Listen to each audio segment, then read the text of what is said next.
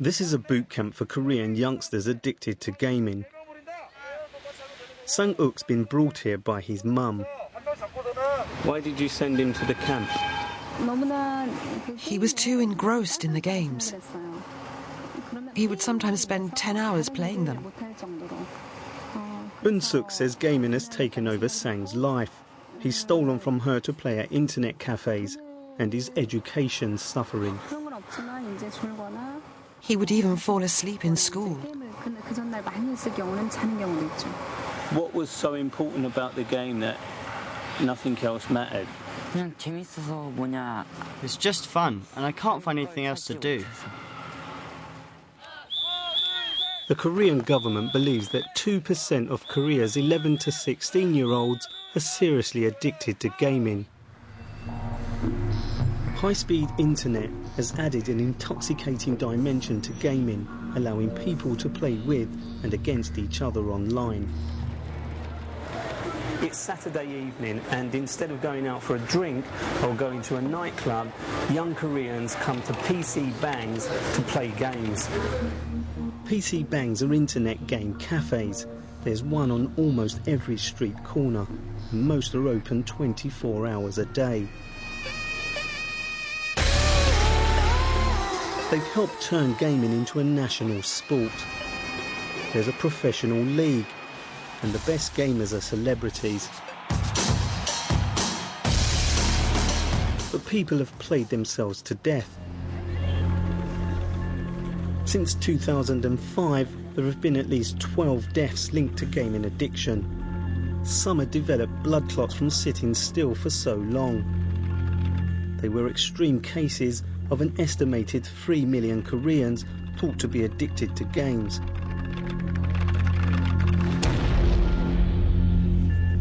And this March, another death made headlines around the world. A couple were arrested after their babies starved to death while they played a computer game.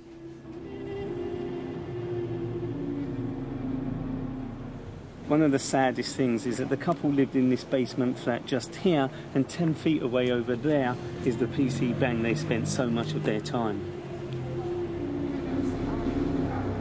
The mother was sent here for psychological assessment at UG University's Department of Addiction. The couple had low IQs and both were depressed. They were playing a game called Prius online for up to 18 hours a day. Remarkably, it involves protecting a virtual child. Did the game not remind her of her own child? She was mentally not that stable to begin with, and being absorbed by the game, she lost the sense of reality.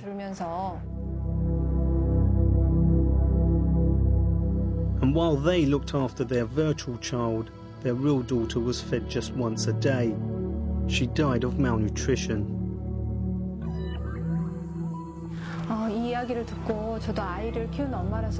As a parent myself, I was very sad when I heard about this case. Actually, I cried a lot. I think this is a very painful case.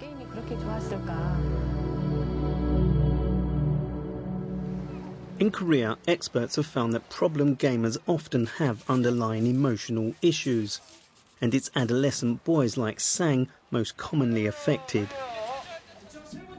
Here the focus is on replacing their virtual relationships with real ones. It's crucial to rebuild bridges between Sang and his family.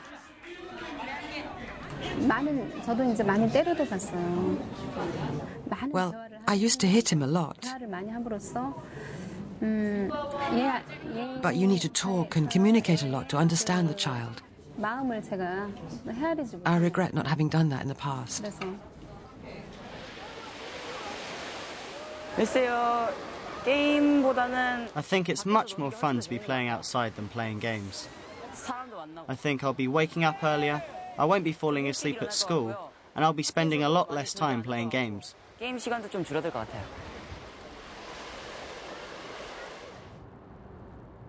Before leaving Korea, I went to see the man charged with preventing the next generation of so-called addicts. While gaming addiction is yet to be officially recognised as a medical condition, he believes it's real and is heading our way. I believe without proper countermeasures, the UK will also face the same problems that Korea is facing, when games become more accessible through high-speed internet throughout your country. Britain's already experiencing the power of online games. This summer, a mum in Kent had her 3 children taken into care after she neglected them and let her dog starve to death while she played online. And across the country, millions compete against each other or explore fantasy worlds together. We've even got our own Korean-style professional league. Gamers here at Britain's biggest online games festival were aware of the dangers. Everyone can have a laugh and say that you can't get addicted to game, but it's obvious that some people do. Several people on my friends list online have racked up maybe 150 hours a week. The more you play and the less interaction you have with the outside world, the more you get sucked into it and the harder it is then to get out of it. And there was one game mentioned more than any other: Blizzard Entertainment's World of Warcraft. Remember Leo? I wondered if he was winning his battle to stop playing. The news wasn't good. I think I've got the situation somewhat under control. Certainly more control than before. What happened? Well, I was pretty bored to start with. I didn't have anything to do. It was boredom, that was the final... It was boredom, and I did miss my friends, you know? Online, you mean your friends? Yeah. On here? You know, it is fun to play the game, don't think it's not fun. Sorry, one sec. You can't talk while you're playing? Well, focusing on this at the moment. So, wait, we're about to kill this guy. Come on! Damn. So, sorry, I'll leave this for a second. How much are you playing the game? Be honest. More than 6 hours, at least. Day? Yeah, I suppose. More than 6 hours? Sorry. Well... Just sitting here talking to me now while you're playing this game. You seem uncomfortable, you seem like I'm irritating you because you want to play your game. Well, no offence, but you kind of are. I'm dying here a lot. I'm playing pretty badly. How do you feel that you're now playing the game again? What bothers me more than anything is I couldn't find a substitute. There are millions of things for you to do out there. Look for new friends, find a girlfriend. You know, do the things that young men of your age do.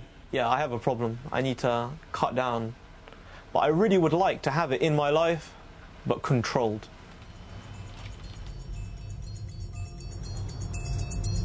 One award-winning games designer thinks it's time the industry accepts that some online games may encourage obsessive playing. I think people don't necessarily understand how powerful some game mechanics can be. It's one thing to think, okay, I'm playing too much, but it's another thing to just stop playing, because some games are designed in a manner that you just don't want to leave. He says powerful psychological techniques are used. The first one is by using this idea called the variable rate of reinforcement, which is basically like a jackpot, so a slot machine. The idea was developed after scientists discovered rats, taught to feed themselves by pressing a lever, would press it obsessively when the food appeared randomly. And people have found that this works on humans as well. If you go and give people a lever to press or a button to press and give them random rewards based on pressing that, you know, they'll do it all the time. In games, instead of food, you randomly get extra lives or extra in-game features to keep you playing. The idea is to create a compulsion loop to keep us coming back for more. It's simple but powerful, and is thought to explain why people get addicted to slot machines. It's a nice little psychological trick, and for most people this will not be something that's bad. But if you've got if you've got that vulnerability or susceptibility to an addiction, is that will keep you in the game probably far in excess of what the normal person would do. I think the industry needs to start thinking about this a lot more, because games are becoming so much more widespread and because they're becoming so much more powerful. I took our findings to Yuki, the body that represents the industry. Looking at the evidence, there's a very mixed picture, and there's not a clear view on whether the actual game itself is causing addiction or whether it is a problem around certain aggressive, compulsive behaviours of individuals. More research is needed to actually understand what the processes are and what is actually happening. Are you willing to fund the research, if not directly, indirectly? The industry will look at opportunities to support the research that needs to be done. Just to know that we can... For some parents, this isn't enough. To the gaming industry, I would say, think about, that people do become addicted, and think about ways of improving communication about that. What the industry has to say is that we accept that for a vast majority of our people they have no problems, but we do accept that a small proportion of people basically play our games to excess and in a small minority of cases become addicted. So it's about giving people enough information to make an informed choice. The industry puts age ratings on games and has a safe gaming website. Is it time to warn about addiction?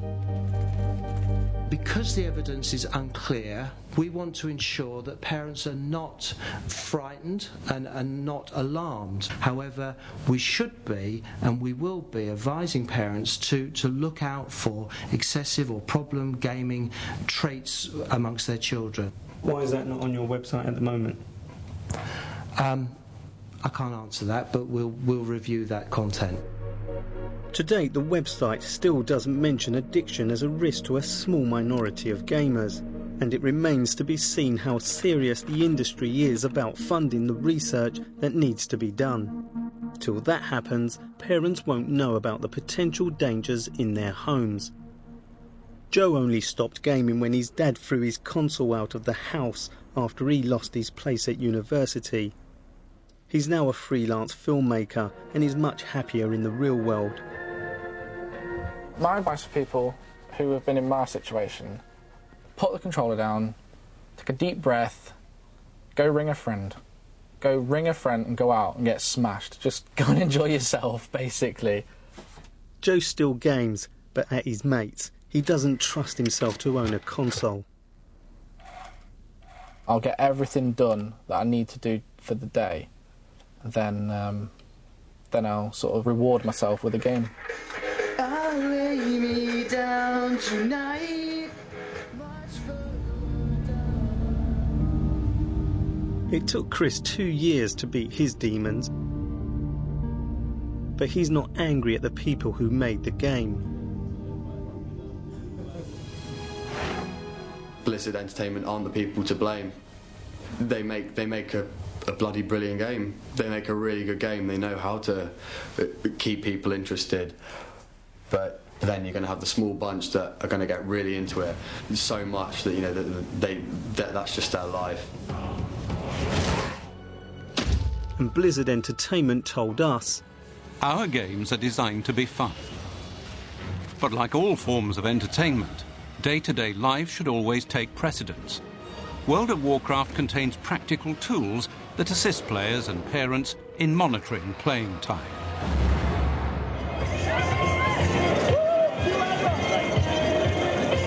I've come to a major exhibition in London to see the latest generation of games. It's easy to forget the benefits and sheer joy they can bring.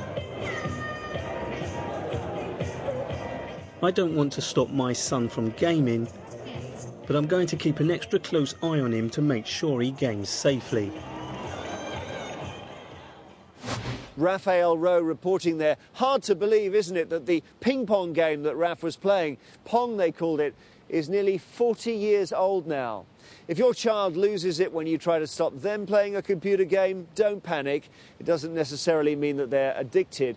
But if you do want advice, there are safe gaming tips on our website, as well as links to more information. Next week, Baby P in his mother's words. Were the warnings missed in an interview filmed 4 months before his death?